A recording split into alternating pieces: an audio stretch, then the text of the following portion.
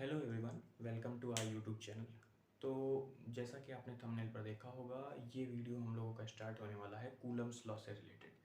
तो हम लोगों ने पिछले वीडियो में पढ़ा था साइंस क्या होता है, फिज़िक्स क्या होता है ना, इसकी ब्रांचेस के बारे में, ये सारी चीज़ें बेसिक पढ़ी थी। फिर हम लोगों ने चार्ज स्टार्ट किया था, क्योंकि क्लास 12 के सिलेबस में हम लोगों ने इलेक्ट्रोस्टैटिक्स से स्टार्ट किया था। तो उसी में हमारा नेक्स्ट टॉपिक होने वाला है कूलम्स लॉ, उसका वेक्टर फॉर्म, और हम लोग जानेंगे प्रिंसिपल ऑफ सुपरपोजिशन क्या होता है इस लेक्चर में। ठीक है, तो आइए देखते हैं। हम लोग सबसे पहले देखते हैं कूलम्स लॉ के बारे में। तो कूलम्स लॉ क्या होता है? कूलम, मैंने आपको बताया था कि चार्ज की यूनिट होती है कूलम। तो कूलम्स लॉ देखते हैं क्या होता है।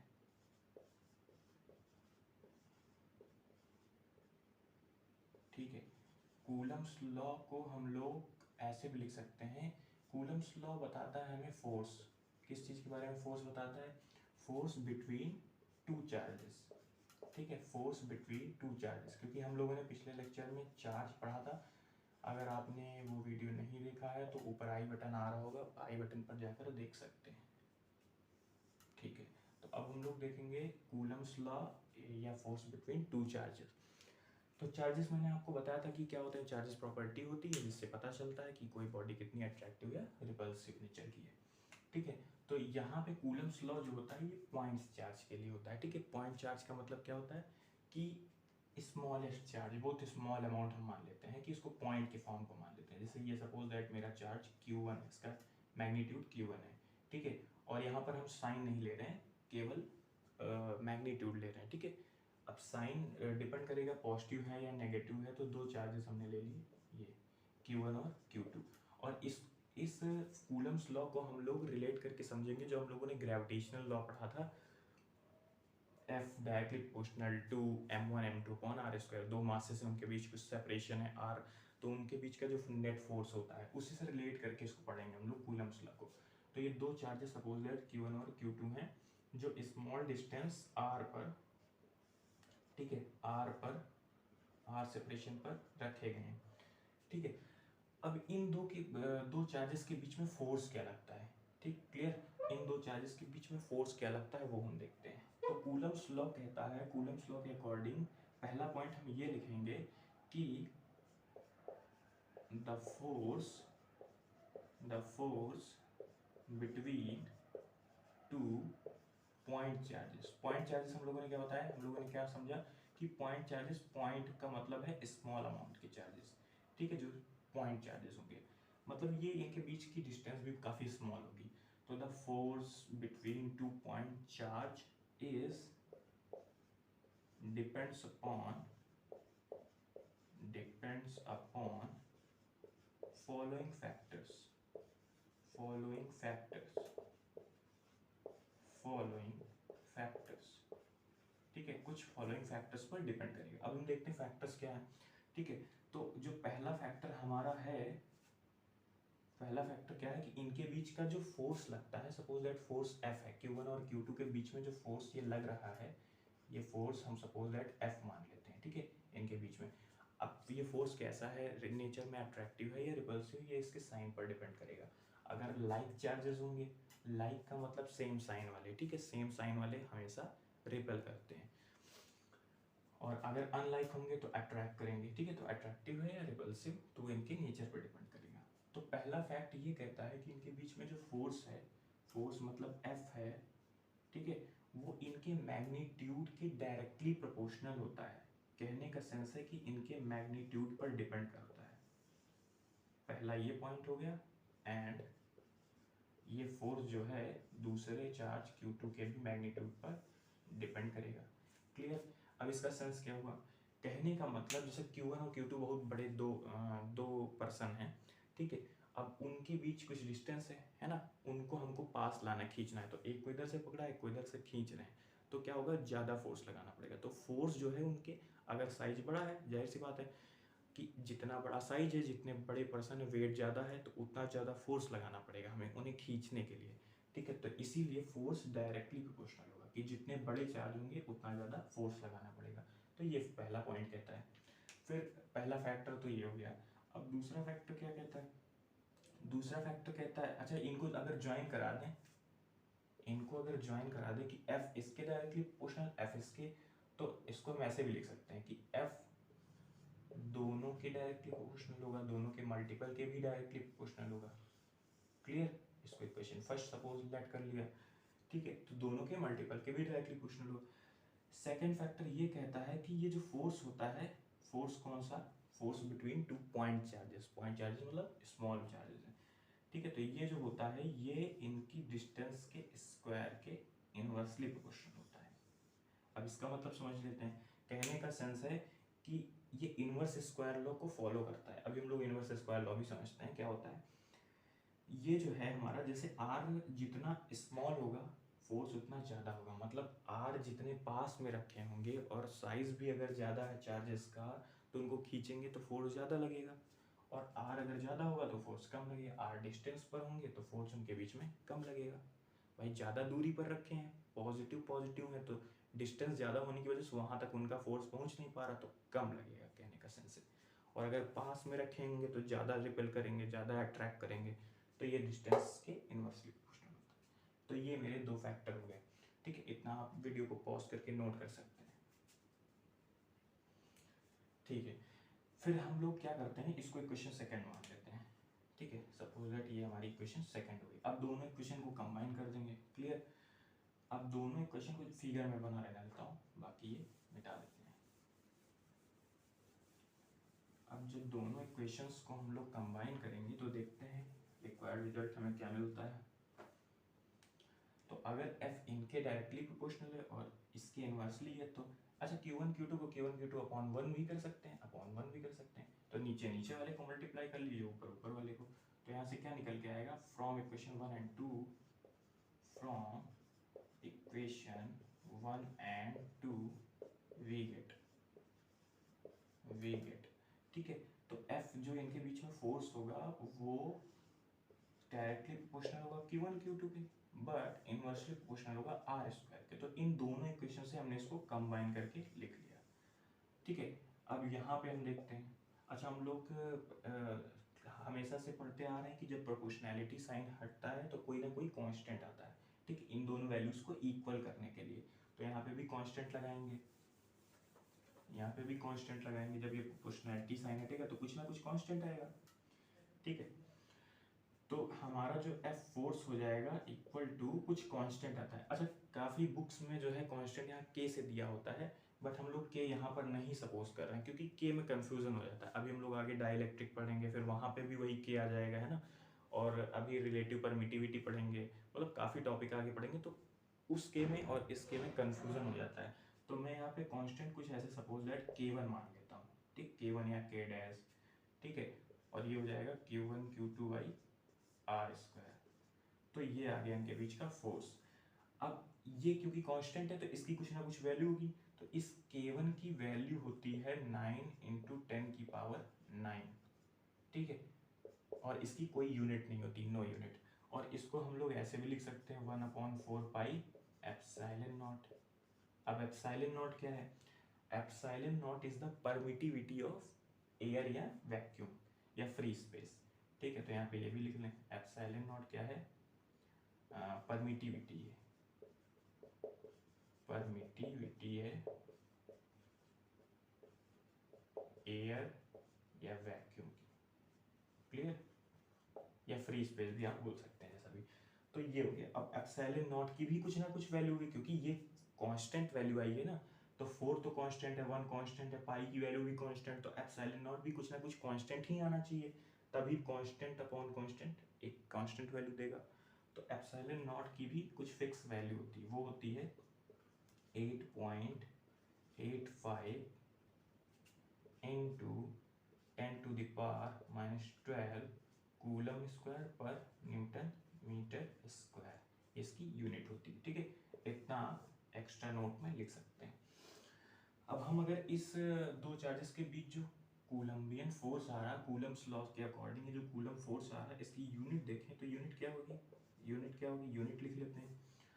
तो Q1 और Q2 चार्ज, K1 तो कांस्टेंट है, K1 कांस्टेंट है, इसकी कोई यूनिट नहीं होगी, ठीक है। Q1 और Q2 क्या होंगे, Q1 का चार्ज है कूलम, इसका भी कूलम, तो कूलम स्क्वायर, ठीक है, कूलम स्क्वायर, क्लियर। और अपॉन इसकी क्या होगी, इसकी क्या होगी, इसकी होगी मीटर स्क्वायर, मीटर स्क्वायर, और ये इधर शिफ्ट कर दें तो ये हो जाएगा न्यूटन, तो न्यूटन मीटर स्क्वायर पर कूलम स्क्वायर ये आ जाएगी K1 की यूनिट। इसको ऐसे कर लेते हैं, K1 की यूनिट अगर हम लोग निकालें तो आ जाएगी newton metre square, newton metre square पर कूलम स्क्वायर, ठीक है, न्यूटन मीटर स्क्वायर पर कूलम स्क्वायर, तो ये आ गई इसकी यूनिट। और एप्सिलॉन नॉट की इसकी अपोजिट होती है कूलम स्क्वायर पर न्यूटन मीटर स्क्वायर, ठीक है, तो ये यूनिट होगी इसकी। तो ये हमारा फोर्सेस निकल के आया किसके किसके बीच में, दो चार्जेस के बीच में। अब ये अगर आपने नोट कर लिया हो, वीडियो को पॉज करके नोट कर लीजिए, ठीक है। अब इसको अगर हम ध्यान से देखें तो जो हम लोगों ने पढ़ा था ग्रेविटेशनल लॉ पढ़ा था दो मासेस के बीच में, अब यहाँ पे कंपैरिजन करते हैं, ठीक है, दो मास हैं ये अगर, ठीक, वहाँ पे पॉइंट मास नहीं होते थे, मास कुछ ना कुछ बड़े होते थे, जैसे अर्थ हो गई है ना, बड़े मासेस होते थे, तो उनके बीच कुछ ना कुछ सेपरेशन आर होता था, आर डिस्टेंस होती थी, ठीक है। तो वहाँ पे भी कुछ ऐसा ही था कि फोर्स जो था किसके डायरेक्टली प्रोपोर्शनल था, m1 m2 upon R square के, बिल्कुल सिमिलर है। अगर इसको कंपेयर करें तो m1 m2 q1 q2 q1 q2 upon R square m1 m2 upon R square, क्योंकि ये भी सेंट्रल फोर्स है हमारा। अभी सब पे चलते हैं, सेंट्रल फोर्स क्या होता है, इनवर्स स्क्वायर, वो सब बताएंगे। पहले देखिए, तो ये हो जाएगा, यहाँ भी प्रोपोर्शनैलिटी साइन हटा, जी आ गया m1 m2 by R square, तो बिल्कुल सिमिलर है, ठीक है। बट इन दोनों में क्या एक मेन और कॉमन डिफरेंस है, कॉमन डिफरेंस ये है कि ये जो फोर्स है हमारा, ये इलेक्ट्रोस्टैटिक जो फोर्स है, ये इलेक्ट्रोस्टैटिक फोर्स नेचर में अट्रैक्टिव या रिपल्सिव, अट्रैक्टिव और रिपल्सिव दोनों नेचर का हो सकता है, ठीक है, अट्रैक्टिव भी हो सकता है, रिपल्सिव। बट ये जो हमारा ग्रेविटेशनल फोर्स है, ये ऑलवेज ऑलवेज क्या होगा, ऑलवेज अट्रैक्टिव नेचर का होगा, क्या होगा, ऑलवेज अट्रैक्टिव नेचर का, ठीक है। तो इस बात को आप बेसिकली अच्छे से ध्यान रखें, क्योंकि ये क्वेश्चन एमसीक्यू में कभी कभी पूछ लेता है कि इन दोनों में कौन सा अट्रैक्टिव है, कौन सा रिपल्सिव है, या कौन सा रिपल्सिव नहीं है ना, तो ऐसा एमसीक्यू बना के पूछ सकता है, ठीक है।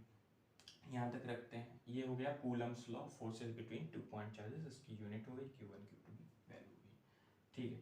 अब हम लोग चलते हैं, हाँ, एक छोटा सा यहाँ पे और देख लीजिए, क्योंकि हमने बताया था कि K1 की वैल्यू 1/4 पे एप्सिलॉन नॉट भी रख सकते हैं, तो इसको ऐसे भी देख लेते हैं। K1 की वैल्यू अगर हम 1/4 पे एप्सिलॉन नॉट रखें तो ये हो जाएगा 1/4 pi epsilon naught into Q1 Q2 by R square. अच्छा, ये फोर्स कब आएगा, ये जो पूरा सिस्टम है हमारा चार्जेस का, ये होल सिस्टम है, ये इसके ऊपर फोर्स तब आएगा जब इसको हम एयर या वैक्यूम या फ्री स्पेस में रखें, तभी इसकी परमिटिविटी एप्सिलॉन नॉट होगी, ठीक। अगर सपोज दैट इसको हमने किसी मीडियम में रख दिया, इसको हमने किसी मीडियम में रख दिया, तो सारा खेला मेरा पलट जाएगा, ठीक है। तब क्या होगा, तब यही चीजें चेंज, बस यहाँ एप्सिलॉन नॉट के प्लेस पे केवल एप्सिलॉन आ जाएगा, ठीक है, ये चेंज हो जाएगा, F = 1/4 पाई एप्सिलॉन भी लिख सकते हैं, या एप्सिलॉन m भी कहीं कहीं लिखा होता है कि कुछ बुक्स में, तो दोनों सही है, ठीक है, into Q1 Q2 by R square, Q1 Q2 by R square, clear. अब ये एप्सिलॉन m क्या है, तो एप्सिलॉन m भी यहाँ लिख सकते हैं, ये है परमिटिविटी ऑफ मीडियम, ये है परमिटिविटी ऑफ मीडियम, क्लियर, ये परमिटिविटी ऑफ मीडियम, किसी भी मीडियम की, ग्लास हो सकता है, वाटर हो सकता है ना, किसी भी मीडियम की परमिटिविटी, ठीक है। तो यहाँ तक ये समझ में आ रहा होगा आपके।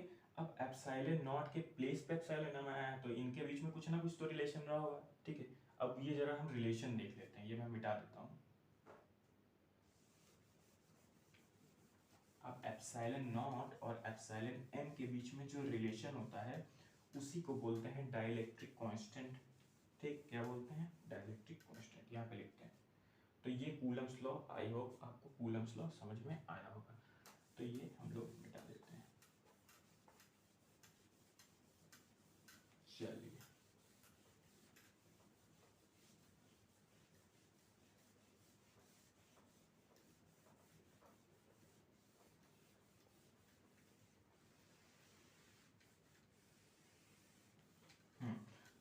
का नेक्स्ट टॉपिक क्या होने वाला है, relation between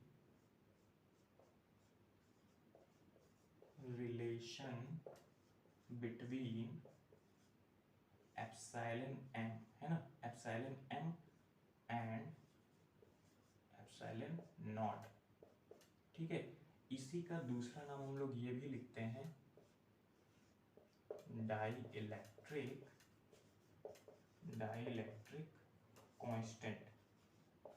dielectric constant R. इसी को हम लोग एक नाम से और बुलाते हैं रिलेटिव परमिटिविटी। क्लियर? तो इतने नाम हो सकते हैं। आपसे एप्सिलॉन एम और एप्सिलॉन नॉट के बीच में रिलेशन पूछ ले, या डाइलेक्ट्रिक कांस्टेंट पूछ ले, या रिलेटिव परमिटिविटी पूछ ले। ठीक है, ये सारी चीजें एक ही हैं। ठीक, तो फर्स्ट ऑफ ऑल इसको डिनोट किससे करते हैं, इट इज डिनोटेड बाय के आर। अब वहां पे हमने कूलम्स लॉ में देखिए K1 लिया था, तो K1 और K अभी कॉन्सेप्ट आपके समझ में आएगा कि क्यों K1 लिया था। तो इट इज डिनोटेड बाय के आर एप्सिलॉन आर। ठीक है, एप्सिलॉन नॉट है तो फ्री स्पेस की परमिटिविटी, एप्सिलॉन एम या एप्सिलॉन है तब क्या होगा, मीडियम की परमिटिविटी, और एप्सिलॉन आर है तो रिलेटिव परमिटिविटी। ठीक है, या के डाइलेक्ट्रिक कांस्टेंट। तो इससे इसको डिनोट करते हैं।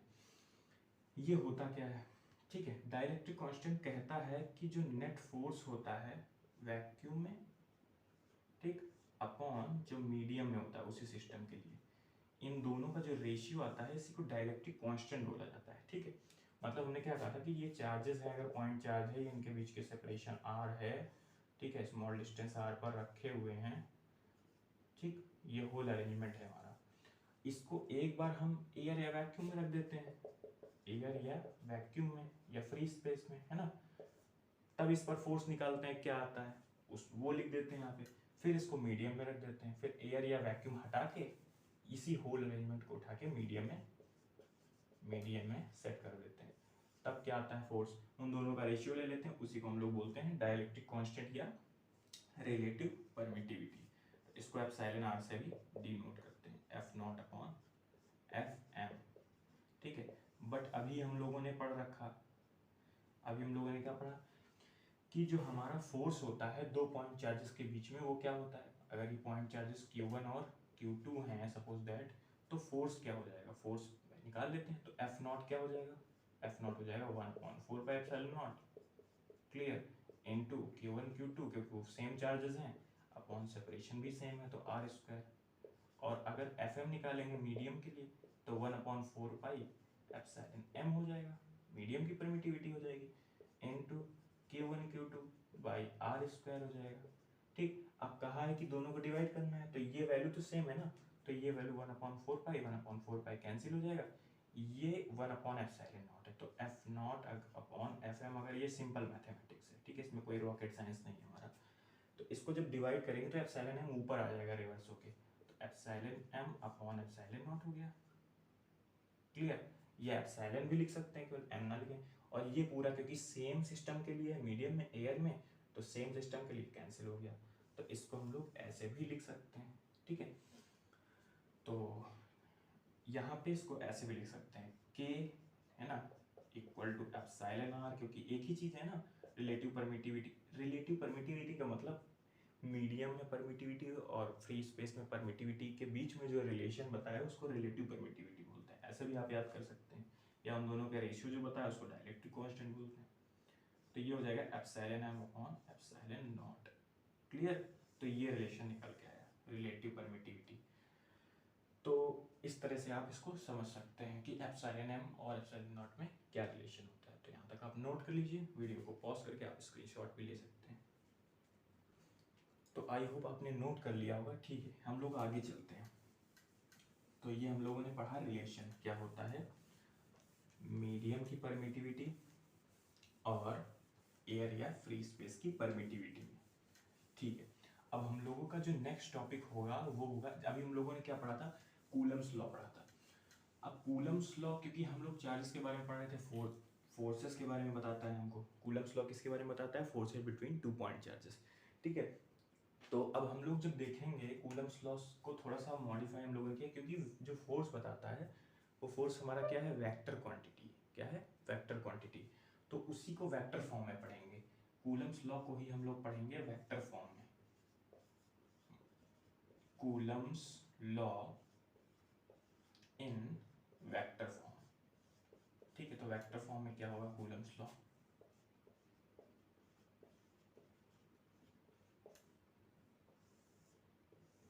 ठीक है, देखते हैं। दो पॉइंट चार्जेस हैं, ठीक है, दो पॉइंट चार्जेस हैं ये हमारे, एक Q1 हो गया, एक Q2 हो गया।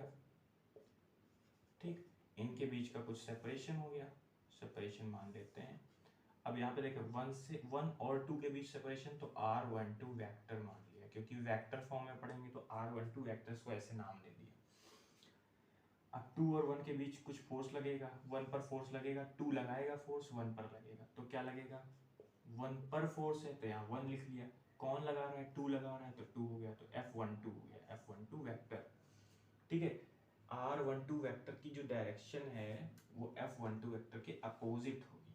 क्लियर है, इसकी डायरेक्शन इधर होगी, इनकी डायरेक्शन इधर होगी, ये इनके बीच फोर्स इधर लगेगा और इस वेक्टर की डायरेक्शन इधर होगी, डिस्टेंस। अब देखते जरा, ये क्या कहता है कि F12 जो वेक्टर है, यहाँ पे हम लिख देते हैं कि R12 जो डायरेक्शन है, अगर इसकी डायरेक्शन को चेंज किया जाए तो R21 हो जाएगा। अभी समझते हैं हम लोग कैसे होगा।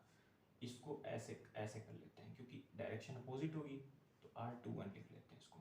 ठीक है, देखिए F12 अगर हम निकालें, F12 मतलब 1 पर फोर्स 2 के कारण, तो क्या होगा, फोर्स कूलम्बियन फोर्स फॉर्मूला हम लोगों ने पढ़ रखा है, 1/4 पाई एप्सिलॉन।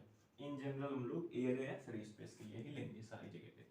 ठीक है, जब बात आएगी मीडियम की तो वहाँ पे m कर लेंगे, एप्सिलॉन। तो इनटू चार्जेस का magnitude Q1 Q2 upon R square, तो R इनके बीच की डिस्टेंस है तो इसका स्क्वायर, तो इसका हम लोग मैग्नीट्यूड ले लेते हैं, तो मैग्नीट्यूड को इन जनरल R21 ही रहने देते हैं, R21 का स्क्वायर। और ये R21 वेक्टर इसकी डायरेक्शन को बताएगा, तो R21 इसके डायरेक्शन के अलोंग एक यूनिट वेक्टर होगा, R21 कैप। ठीक है, जो इसकी डायरेक्शन, यूनिट वेक्टर क्या करता था, डायरेक्शन को बताता था। हम लोगों ने 11th क्लास में काइनेमेटिक्स में पढ़ रखा है कि जैसे तीन एक्स वाई जेड तीन एक्सेस हैं, एक्स के डायरेक्शन में यूनिट वेक्टर आई कैप, वाई के डायरेक्शन में यूनिट वेक्टर जे कैप और जेड के डायरेक्शन में टी कैप। सिमिलरली इसकी डायरेक्शन में एक यूनिट वेक्टर R21 कैप है। ठीक है, तो कैप और वेक्टर में बस डिफरेंस क्या है कि कैप वाला जो वेक्टर होता है वो कब मिलता है, जब नॉर्मल वेक्टर में हम उसके मैग्नीट्यूड से डिवाइड कर देते हैं।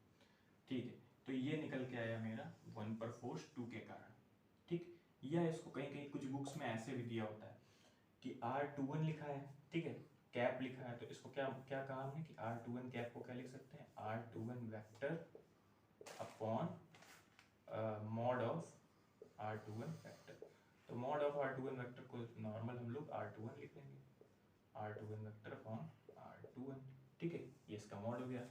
अब अगर ये वैल्यू उठा के यहाँ पे पुट करें, ये वैल्यू सपोज दैट यहाँ पे पुट करें, तो क्या हो जाएगा, F12 vector equal to 1/4 pi epsilon naught, ठीक है, इनटू Q1 Q2 बाई, अब देखिए R21 स्क्वायर चल रहा है और एक R21 और आ जाएगा इसके प्लेस पे ये वैल्यू रखेंगे, तो R21 क्यूब हो जाएगा, इनटू ये क्या हो जाएगा, वेक्टर आ जाएगा यहाँ पे, तो R21 वेक्टर।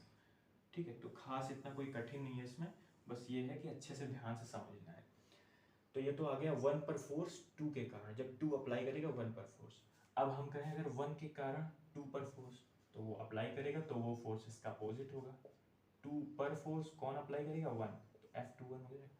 तब डायरेक्शन क्या होगी, अपोजिट हो जाएगी, तब ये डायरेक्शन जो थी, ये डायरेक्शन किधर हो जाएगी, अपोजिट हो जाएगी ऐसे, और ये जो R21 था ये R12 हो जाएगा। बस इतना ध्यान देना है, जो फोर्स होगा उसका अपोजिट यूनिट वेक्टर लेना है यहाँ पे, ये ध्यान रखना है। ठीक है, तो सिमिलरली इसके लिए हम लिख सकते हैं, सिमिलरली यहाँ पे डायरेक्ट लिख देते हैं, सिमिलरली F21 वेक्टर क्या होगा, अगर क्यूब वाले में लिखना चाहें तो केवल वेक्टर होगा, स्क्वायर वाले में लिखना चाहें तो यूनिट वेक्टर होगा। तो 2 1 के लिए क्या हो जाएगा, जहाँ जहाँ 2 1 है वहाँ 1 2 हो जाएगा, अपोजिट हो जाएगा, तो 1/4 पाई एप्सिलॉन नॉट इनटू इससे कोई मतलब नहीं Q1 Q2 लिखें या Q2 Q1 लिखें, ठीक, ये कॉम्यूटेटिव होता है multiplication, commutative law of multiplication से। अपॉन तो R21 का स्क्वायर की जगह क्या आ जाएगा, R12 का स्क्वायर, और कैप की जगह R12 का कैप। ये हो गया हमारा वेक्टर फॉर्म, ठीक है। तो इस तरह से कूलम लॉ को वेक्टर फॉर्म में समझ सकते हैं। अब अगर n सिस्टम ऑफ चार्जेस होंगे तो उनके लिए ये हो जाएगा, ठीक है। और यूनिट वही होगी कूलम, ठीक। अब यहाँ पे अगर देखें तो हम क्या देख सकते हैं कि F21 और F12 फिगर से देख सकते हैं कि दोनों अपोजिट डायरेक्शन में। तो यहाँ से हमें पता चलता है कि F12 vector is equal to minus F21 vector, ठीक। दो वेक्टर अगर सेम मैग्नीट्यूड अपोजिट डायरेक्शन में होते हैं तो उनके बीच में जो रिलेशन होता है वो मतलब एक नेगेटिव होता है एक पॉजिटिव होता है। इसी तरह R12 और R21 एक बार इधर लग रही है एक बार इधर लगेगी, तो क्या हो जाएगी R12 vector equal to minus R21 vector, ठीक। तो ये रिलेशन हो गया इनकी डिस्टेंस के बीच में। ये हो गया हमारा Coulomb's law in vector form. तो इसको आप फटाक से नोट कर लीजिए पॉज करके वीडियो को, फिर हम आगे बढ़ते हैं, ठीक है। होपफुली ये नोट हो गया होगा। अब हम लोग चलते हैं प्रिंसिपल ऑफ सुपरपोजिशन की तरफ। हम लोग चलते हैं प्रिंसिपल ऑफ सुपरपोजिशन। ये क्या कहता है भाई, देखिए मैं बुक के अकॉर्डिंग नहीं पढ़ा रहा हूँ क्योंकि बुक में टॉपिक्स आगे पीछे दिए हुए हैं, है ना। तो क्या होता है कॉन्सेप्ट समझने में प्रॉब्लम आती है, तो टॉपिक्स को लिंक करके चल रहे हैं one by one step by step, ठीक है। तो जो टॉपिक जिससे लिंक है, कूलम्स लॉ हमने वेक्टर फॉर्म में पढ़ लिया, अब इसी से रिलेटेड हमारा क्या प्रिंसिपल ऑफ सुपरपोजिशन, है ना। तो अब समझ में आएगा। बट बुक्स में कुछ बुक्स में जो अच्छी बुक्स होती हैं उनमें तो सही है, बाकी कुछ बुक्स में आगे पीछे करके दिया होता है, ऑर्डर गड़बड़ होता है, तो ठीक है। हम लोग देखते हैं principle of superposition. Principle of superposition, clear. ये क्या कहता है देखते हैं। तो ये कहता है कि अगर किसी सिस्टम में मल्टीपल चार्जेस हैं, ठीक है, ये multiple charges Q1 Q2 Q3 Q4 है ना, Q5, ये मल्टीपल पॉइंट चार्जेस हैं। क्या होने चाहिए, पॉइंट चार्जेस। हाँ, हमेशा कूलम्स लॉ की एक लिमिटेशन है कि वो केवल पॉइंट चार्जेस के लिए ही वैलिड होता है, ठीक है। ये आप लिख सकते हैं नोट में, ठीक है। तो देखो हमने यहाँ पर अगर ध्यान दें कि Q1 को ही सबसे क्यों मिला है, Q2 को मिला सकते हैं, Q3 को मिला सकते हैं, Q4 को मिला सकते हैं। तो हमें जिस पर फोर्स निकालना होता है उसको बाकी अदर रिमेनिंग चार्जेस से मिलाते हैं, ठीक है। उनको उनके बीच में डिस्टेंस जो भी 1 और 2 के बीच में अभी हमने डिस्टेंस बताया था R12 वेक्टर, 1 और 3 के बीच में R13 वेक्टर, 1 और 4 के बीच में R14 वेक्टर, और यहाँ पे R15 वेक्टर। ऐसा क्यों कर रहे हैं, क्योंकि 1 पर फोर्स लगेगा किसके कारण, 5 के कारण, 4 के कारण, 3 के कारण और 2 के कारण, सबके कारण 1 पर फोर्स लगेगा। तो प्रिंसिपल ऑफ सुपरपोजिशन बेसिकली कुछ नहीं है, ये बताता है किसी एक चार्ज पर नेट फोर्स किसके कारण, बाकी रिमेनिंग चार्जेस के कारण, कि ये टोटल कितना फोर्स लगा रहे हैं, उन सारे फोर्सेस को सम कर लो, जो नेट फोर्स आएगा वो क्या हो जाएगा, Q1 पर नेट फोर्स हो जाएगा, ठीक है। तो अगर इसको हम डिफाइन करना चाहें तो लिख सकते हैं, क्या लिखेंगे, the net force on a single charge particle, ठीक है। क्या लिख सकते हैं, the net force on a single charge particle, एक सिंगल चार्ज पार्टिकल पर जो नेट फोर्स होता है, ठीक है, वो क्या होता है, is sum of the forces, is sum of the, ठीक, ऐसे कर सकते हैं, is sum of the separate forces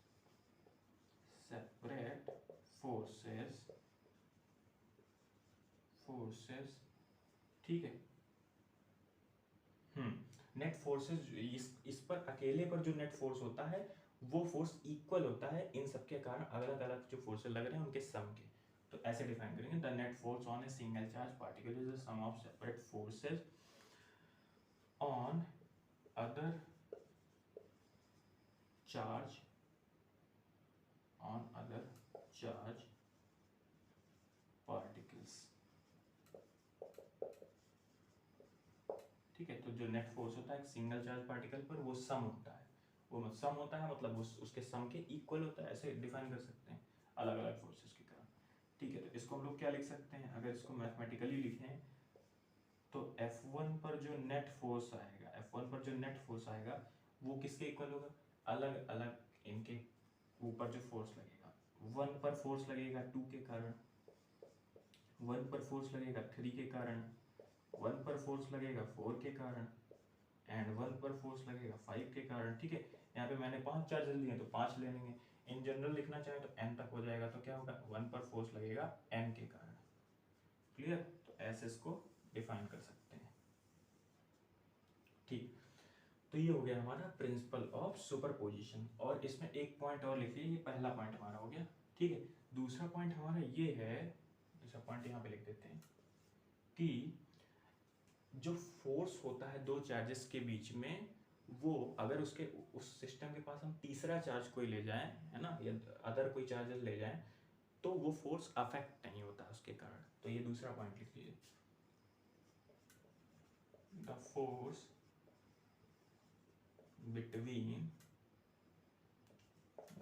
between 2 point charge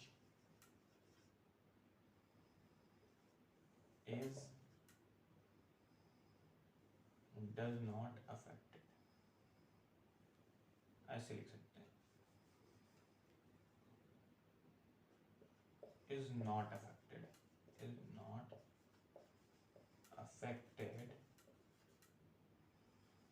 due to another charge, ठीक है, तो ये दूसरा पॉइंट हो गया। इतनी बातें ध्यान रखनी प्रिंसिपल ऑफ सुपरपोजिशन में। ठीक है, तो आज के लेक्चर में हम लोगों ने क्या पढ़ा, आज के लेक्चर में हम लोगों ने पढ़ा कूलम्स लॉ क्या होता है, कूलम्स लॉ की वेक्टर फॉर्म क्या होती है। ठीक है, उसके बाद हम लोगों ने प्रिंसिपल ऑफ सुपरपोजिशन के बारे में पढ़ा। तो ये सारे टॉपिक्स हमने पढ़ा कूलम्स लॉ की वेक्टर फॉर्म में। ठीक है, अब हम लोग नेचर ऑफ इलेक्ट्रोस्टैटिक फोर्स देखते हैं कि इलेक्ट्रोस्टैटिक फोर्स का नेचर कैसा होता है। क्लियर, इलेक्ट्रोस्टैटिक फोर्स नेचर में कैसे होते हैं।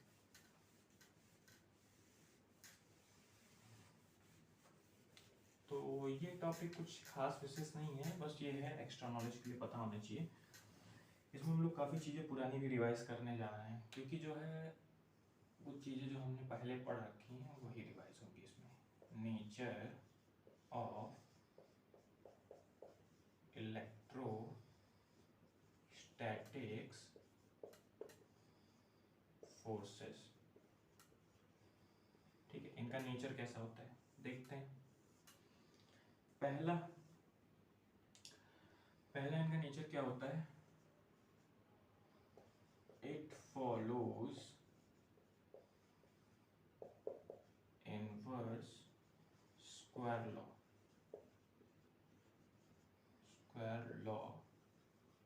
And it is central force. अब देखते हैं इनवर्स स्क्वायर लॉ क्या होता है, सेंट्रल फोर्स क्या होता है। ये हमारा फॉर्मूला है, F is inversely proportional 1/r⁴n। इस अर्थ पर, इस यूनिवर्स में, है ना, जितने भी फोर्सेस इस रिलेशन को फॉलो करते हैं वो सारे हमारे क्या आते हैं, सेंट्रल फोर्स बोले जाते हैं। ठीक है, जैसे ग्रेविटेशन के फॉर्मूले में देखें तो G m1m2/r², मतलब F इनवर्सली प्रोपोर्शनल है r² के। कूलम्स लॉ में देखें तो Q1Q2/r², मतलब r² के। तो अगर इसको देखें तो n की वैल्यू यहाँ पे 2 है, आ तो इसी तरह से रहा है ना। तो ग्रेविटेशनल जो हमने फॉर्मूला पढ़ा था वो भी क्या है, फोर्स बिटवीन टू मासेस और फोर्स बिटवीन टू चार्जेस, दोनों क्या है, नेचर में सेंट्रल फोर्स है। ठीक है, तो यहाँ पे n क्या होता है, n इंटीजर होता है, पॉजिटिव इंटीजर होता है। कैसा होता है, पॉजिटिव इंटीजर, क्योंकि नेगेटिव होगा तो ऊपर चली जाएगी पावर, है ना, तो फिर सेंट्रल फोर्स नहीं रह जाएगा, क्योंकि इनवर्स स्क्वायर लॉ को फॉलो नहीं करेगा। इनवर्स स्क्वायर लॉ इसी रिलेशन को बोलते हैं कि F is inversely proportional 1/r⁴n। तो पहला पॉइंट हमारा ये हो गया। दूसरा हो गया it follows principle of superposition. अभी जो हमने लिखा था, अब इस टॉपिक को बाद में प्रिंसिपल ऑफ सुपरपोजिशन के बाद इसीलिए पढ़ा रहा हूँ क्योंकि अभी यहाँ लिखते तो फिर आपको पता नहीं होता प्रिंसिपल ऑफ सुपरपोजिशन होता क्या है। तो it follows principle of superposition. कहने का सेंस क्या है? कहने का सेंस ये है कि किसी एक पर नेट फोर्स जो होता है अलग अलग चार्ज के कारण फोर्सेस का सम होता है, या कोई दो चार्जेस के बीच कुछ फोर्स लग रहा है इलेक्ट्रोस्टैटिक फोर्स, तो वो थर्ड चार्जेस से अफेक्ट नहीं होता है। ठीक, तो ये हो गया principle of superposition. Central force हो गया है ना, और ये कंजर्वेटिव होता है नेचर में। It is conservative in nature. It is conservative in nature. इतना आप लिख लीजिए फटाक से, या स्क्रीनशॉट ले लें तो आगे बताते हैं। ठीक है, उम्मीद है कि ये नोट हो गया होगा। ठीक है, अब देखते हैं 3 पॉइंट ये हो गए बेसिकली। नेक्स्ट देखते हैं।